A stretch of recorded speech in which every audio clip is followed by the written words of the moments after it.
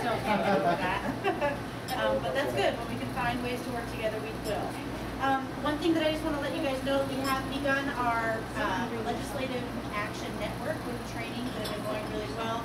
Jeff Wolverton's been working with volunteers who want to learn how the process works, learn how to utilize the tools that we have at our disposal, so that we can continue to watch the bills as they come through, and hopefully be watching one of our bills that we want to pass this session. We're going to be working on our legislative agenda soon, so if you're interested in that, I would really use the help. And we're going to continue doing these work sessions, and then we're going to do working group meetings like we did last session, where every Thursday, at between 6 and 8 p.m. you can come and we can learn how to read bills, we can check out the bills that are coming up, and work on strategy on how we're going to execute our plan. So that's been going on, so please stay in touch on the legislature. It's early, but this is when we have to get started if we're really going to make an effect. Up next, I want to introduce Scott Crow, who's here to talk about COINTELPRO, infiltration.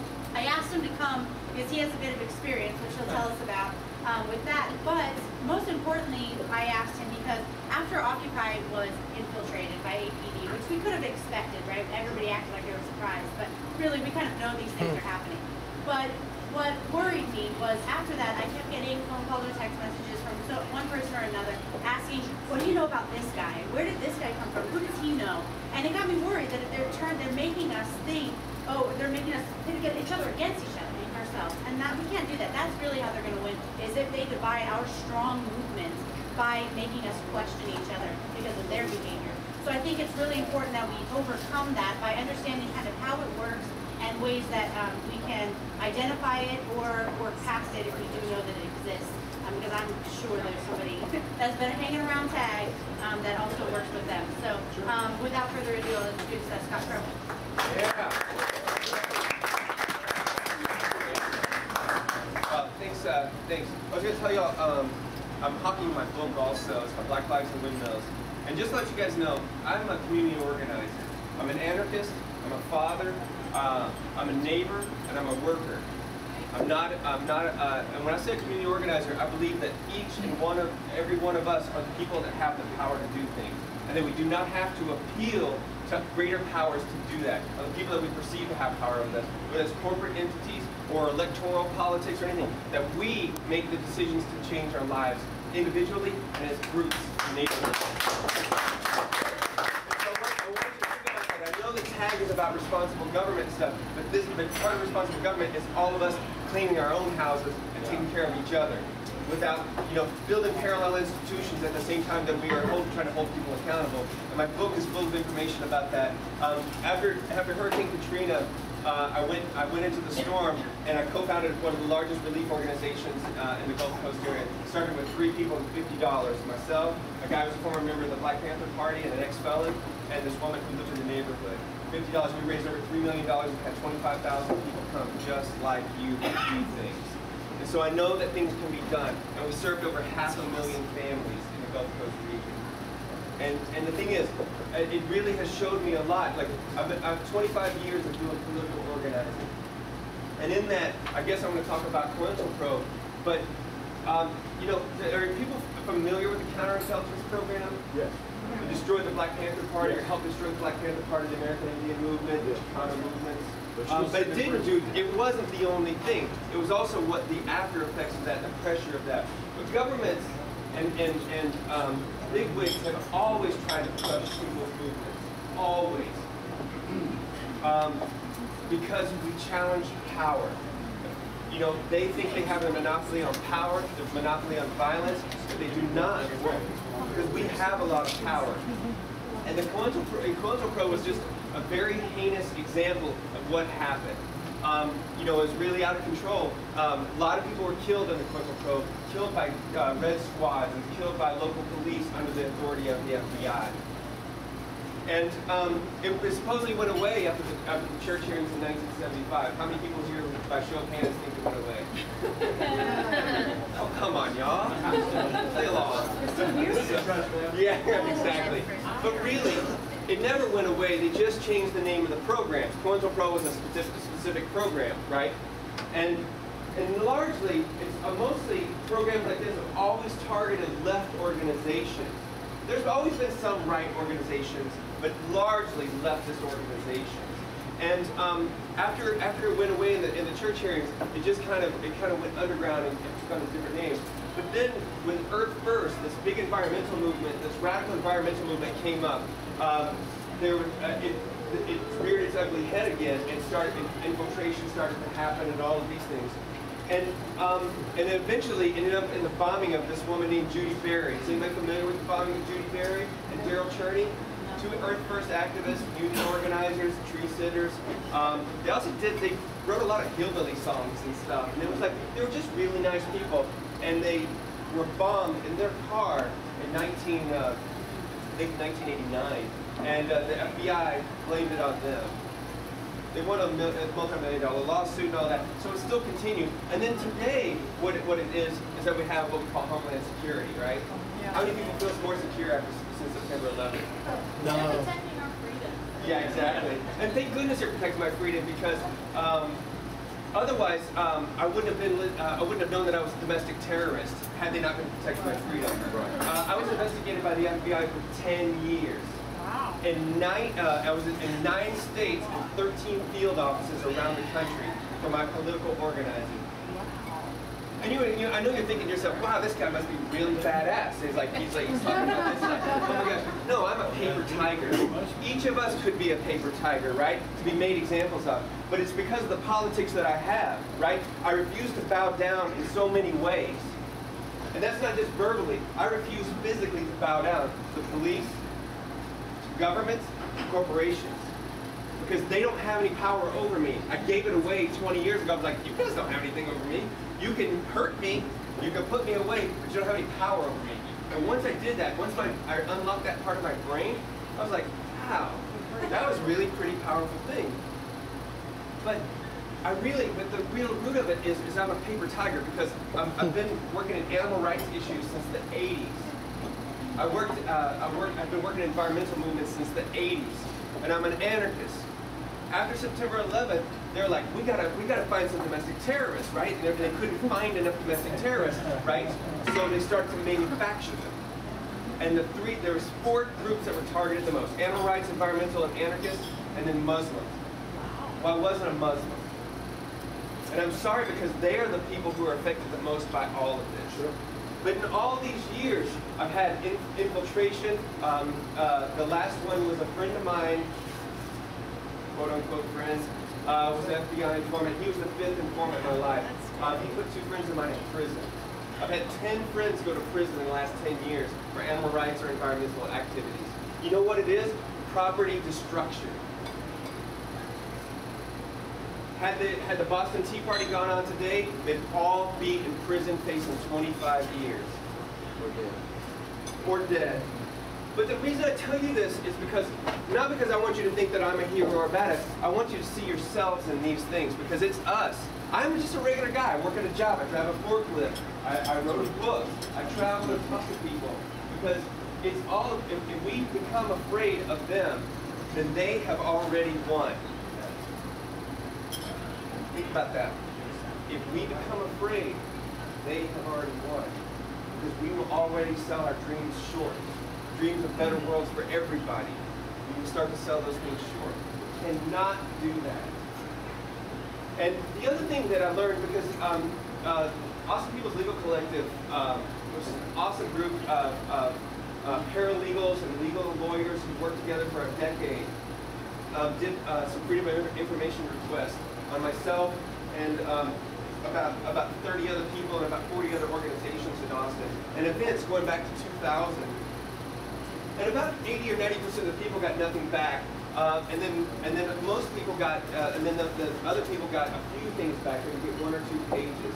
But there's a couple of people. This one woman and myself got about 600 pages each.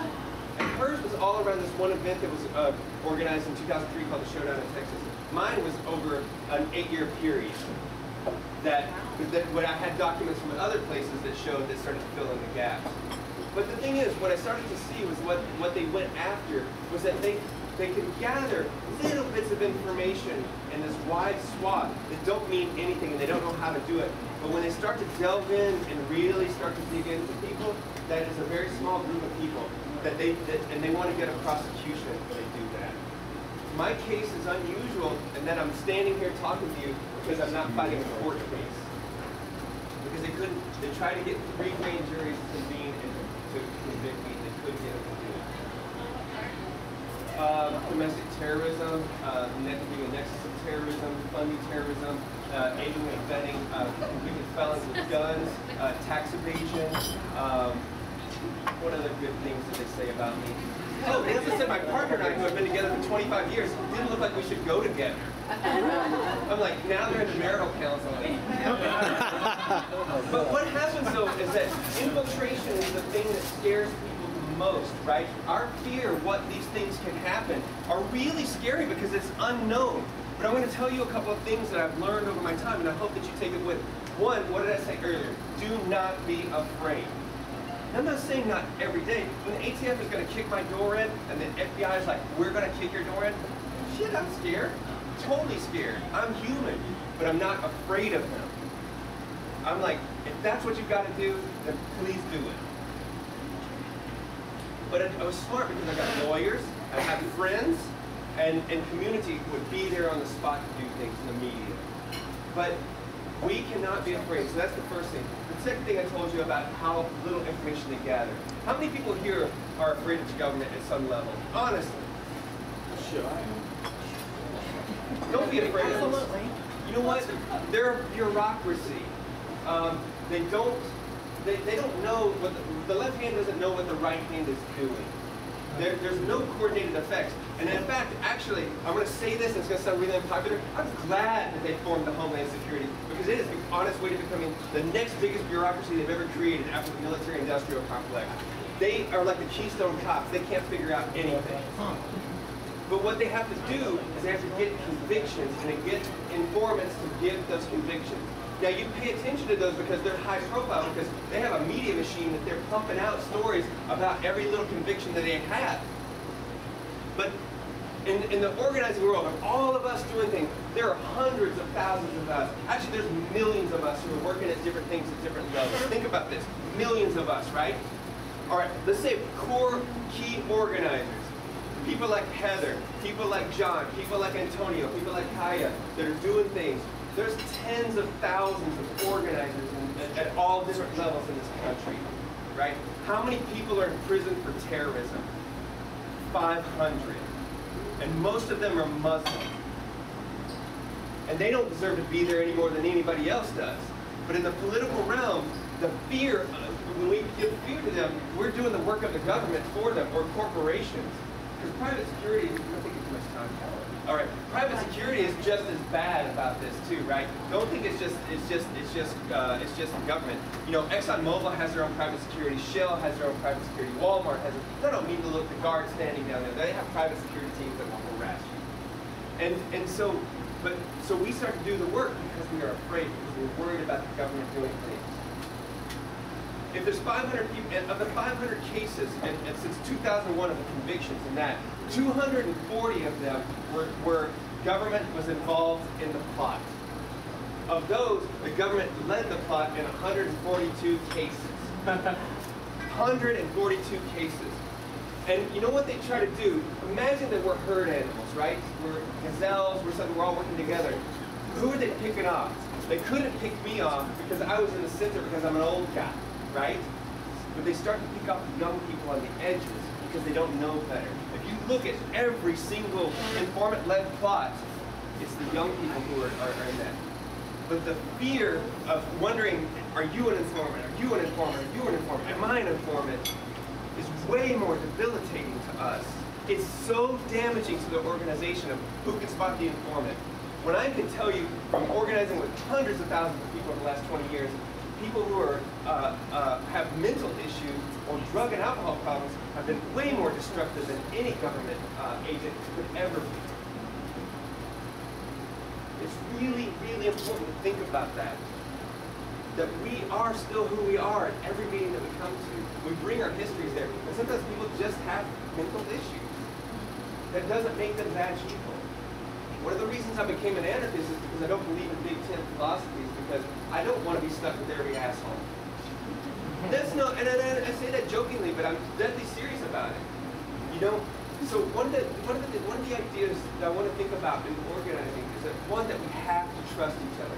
That is what we have. The bonds that we have and that we create are way stronger than any government entity, any corporate entity, any economic thing. It's our fundamental bonds with each other. It's way more important. And if we start to give that up, if we start to distrust each other, then what do we have? That is not the world that I think that anybody in this room would want to live towards, or dream towards, or build towards. So why do it?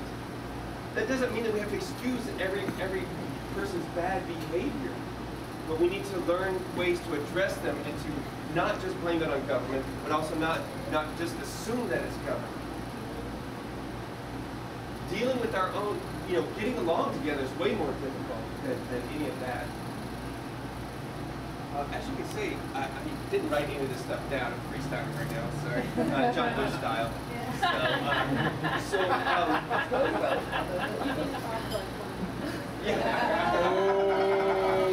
So what I want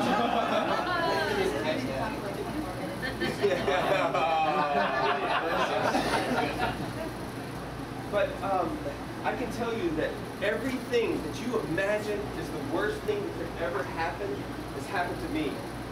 I've had the police almost kill me on 3 occasions.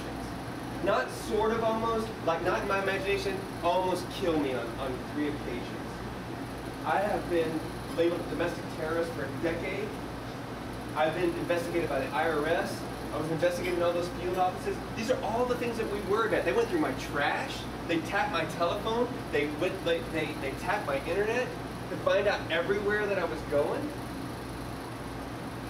When the police used to pull me over, I had to get out of the car every time because they were drawing their guns on me because they were terrified of me. That's awesome. But I know who... I'm terrified of you now. But I know who I am. And I know what I'm doing. And that I can't let those things stop me. Because it's not a battle like I'm going to win against them, but I realize that I have my own power, and that we have this power together. The bonds I was talking about, it's the reason we're here, right? And that those are stronger than any government entity, and to remember that. And instead of just rambling on, I think I'm going to stop it right here. If you have any questions, I'm totally willing to answer any of them that I can. And I'm going to hop this one more time. I have a book about community organizing called Black Flags and Windmills. Talk about, I come from a leftist perspective generally, but I talk about guns in there a lot. Not because I'm a gun nut, because I was raised in Texas, right? I'm still a redneck at heart, right? So, but the self-defense of our communities is incredibly important. And armed self-defense can be a component of that, but it's not the thing, right? Words first. All right, so we'll open up to that.